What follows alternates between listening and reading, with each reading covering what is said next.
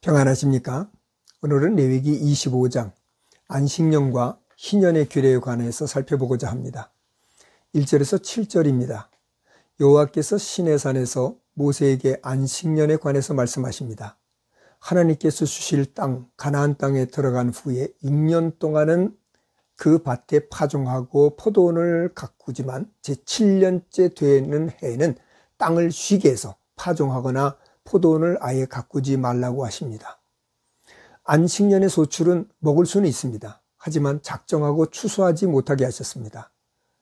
그리고 그 해에 나는 모든 것들은 그에게 속한 사람들, 가축과 덜짐승까지 먹을 수 있도록 배려하라고 하신 거죠.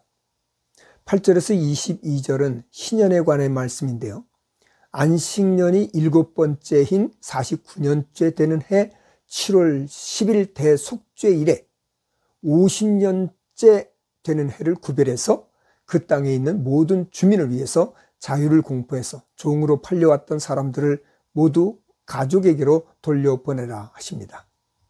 50년째 되는 해는 하나님께서 구별하신 해이기 때문에 파종하거나 거두지도 말라고 하십니다.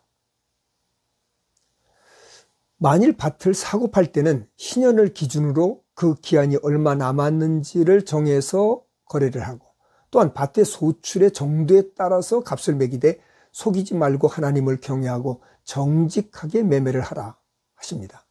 즉 모든 부동산의 매매가는 희년을 중심으로 계산하라고 하신 거죠.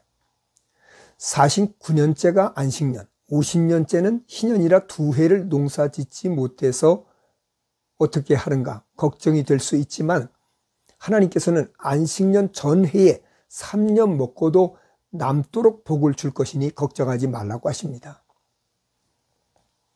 23절에서 24절은 토지는 하나님의 것이니 영원히 팔지 말라고 하십니다. 혹 가나안에 땅을 판 자가 있다면 가까운 친척이 그 땅을 다시 사서 돌려주든지, 아니면 자신이 돈을 벌어서 다시 사든지, 그렇지 못하면 희년이 되어서 돌려받도록 하셨습니다. 집인 경우는 성 안에 집을 팔았으면 1년 안에 물을 수 있습니다. 그러나 1년이 지나면 영원히 산 사람의 소유가 됩니다. 하지만 성 밖의 집은 기한을 정하지 않고 물을 수 있지만 혹 무르지 못할 경우 희년에는 돌려주라고 하십니다. 이는 성 밖의 사람들은 서민들이기 때문에 그들의 생존권을 배려하신 규례이죠. 레위인들, 그들은 각 지파로부터 받은 성읍이기 때문에 서민들에게 내린 규례를 따랐지만, 그러나 레위인에게 주어진 땅은 성역에 헌신하는 이들의 생계가 위협받지 않도록 아예 팔지 못하게 하셨습니다. 35절에서 55절에는 아주 가난한 이웃은 거리민이나 동거인처럼 함께 생활하고, 만일 돈을 빌려줄 경우는 이자를 받지 말고 구워주고, 또한 양식이 없는 자들에게는 굶주리지 않도록 양식을 나누어 주라고 하십니다. 가난한 자에게 이자를 받지 말라는 법은 오직 이스라엘에게만 있습니다. 만일 가난하여 종으로 팔려오는 자가 있다면 그를 종으로 부리긴 하지만 엄하게 하지 말고 품꾼이나 동거인과 같이 함께 있게 해서 희년까지 너를 섬기게 하라고 하십니다. 그들은 내가 애굽 땅에서 인도해낸 나의 종들이다. 그러니 종으로 함부로 팔지 말라는 거죠.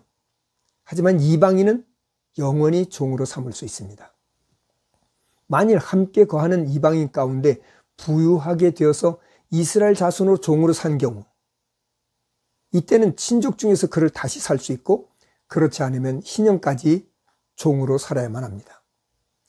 하나님께서는 자기 백성이 종으로 살지 않고 자윤으로 살기 원하셨기 때문에 희년을 제정하셨습니다. 재산이 있는 사람들은 종들도 돌려보내야 하고 샀던 토지도 돌려주어야 하고, 또 땅도 2년 동안은 농사를 지을 수도 없습니다. 재정적으로 큰 손실이 아닐 수 없습니다. 그렇기 때문에 이 말씀에 순종하려면 하나님의 약속에 대한 절대적인 신뢰가 있어야 가능한 일입니다. 하나님께서는 우리가 죄종으로 사는 것을 원치 않으셨기에 예수 그리스도를 보내셔서 십자가에 우리의 죄값을 지불하시고 우리를 영원히 자유케 하셨습니다. 예수 그리스도의 십자가의 은혜로 자유케 된 자로서 우리는 다시는 죄의 종이 되는 일이 없어야 할 것입니다. 때로는 손해가 되더라도 오직 하나님의 말씀을 믿음으로 순종해서 하나님을 기쁘시게 하는 성도들이 되어야 할 것입니다.